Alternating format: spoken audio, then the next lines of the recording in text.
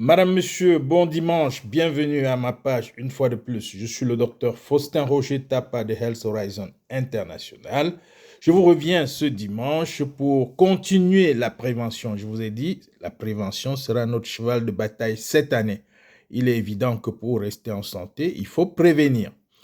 On parle de la prévention ce matin en faisant allusion à l'assurance santé, l'assurance maladie. Les assurances maladie en général, qu'est-ce que ça veut dire? Les assurances, c'est que quelqu'un paye à votre place. Quelqu'un paye à votre place quand vous êtes malade. La précision en vaut la peine.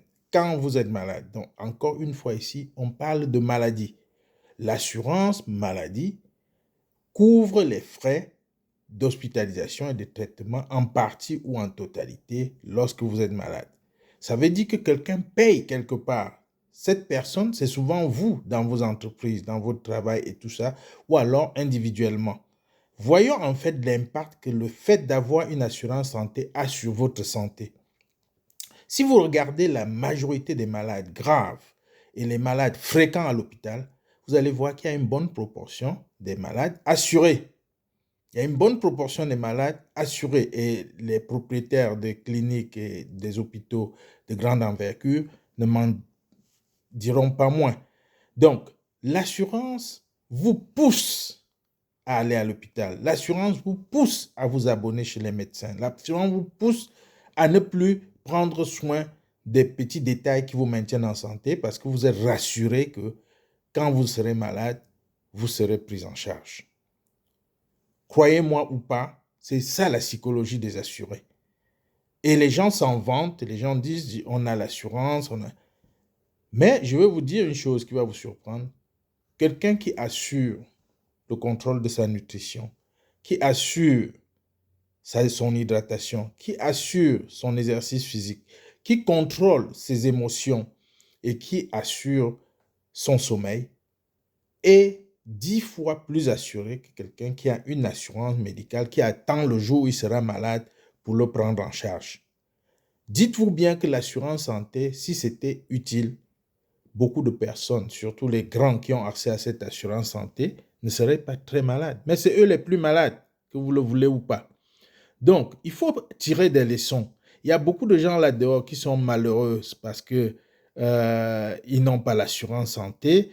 On déplore le fait que non, le gouvernement n'assure pas la santé des populations, mais nous-mêmes, qu'est-ce qu'on appelle assurance santé? C'est de ça que je parle. Votre assurance santé, c'est vous. Votre assurance santé, c'est votre comportement. Votre assurance santé, c'est votre degré d'attention vis-à-vis de votre style de vie. Et on ne le dira jamais assez.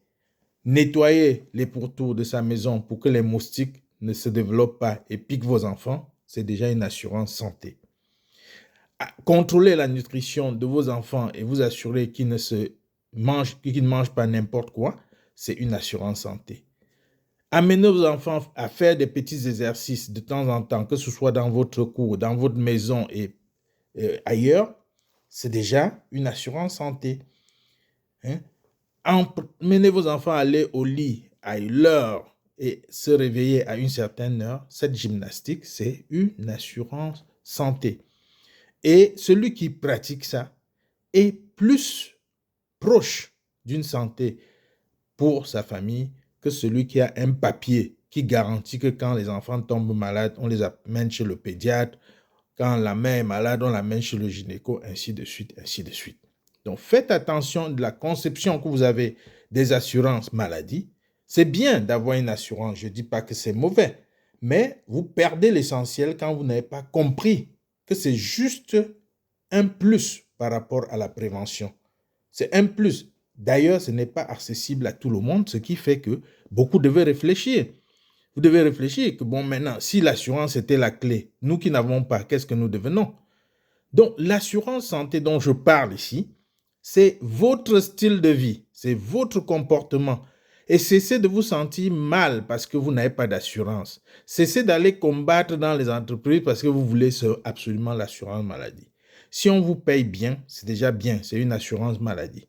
Et assurez-vous que vous avez un bon salaire. lutter pour votre salaire et assurer votre santé quand le besoin se présentera. Donc, c'est bien d'avoir une assurance santé une fois de plus, mais c'est bien de bien s'occuper de son style de vie pour assurer la santé. C'est ça la prévention et je tenais à attirer l'attention là-dessus ce matin. Je suis le docteur Faustin Roger Tapin. Une fois de plus, je vous souhaite bon dimanche. J'ai voulu ce coup de gueule pour que vous compreniez, que vous vous réveillez un peu et que vous sachiez que la prévention, elle, est quotidienne et elle n'est pas ponctuelle. On n'attend pas un moment propice pour la faire. C'est tous les jours, c'est toutes les semaines, c'est tous les mois, c'est toute l'année. Je vous souhaite un bon dimanche une fois de plus et à très bientôt.